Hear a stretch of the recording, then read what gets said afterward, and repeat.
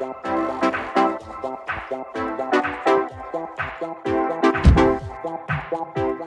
name is Pablo. I come from Spain. I am an aerospace engineer and I did a master in DTU in production.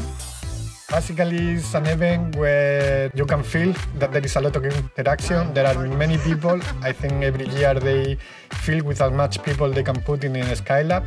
So Startup Day is really good to meet new investors, senior profiles, mentors, students.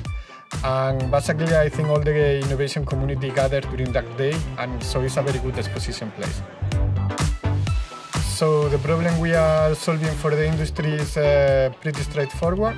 They need to perform inspection of solar parks. What we have done is an aerial solution based on this VTOL drone. In that way, we offer thermography inspections for solar parks. I was working in drones company and institution developing drones, and we thought we could do it better. So then we came up with this VTOL idea, so everyone can fly and it's very user-friendly, the flights. And then we present the idea in DTU Skylab this night. The guys really like it and they got up for the process, and that's how we started. I think what is innovation and how to create the companies and how to have new ideas, this is a great place.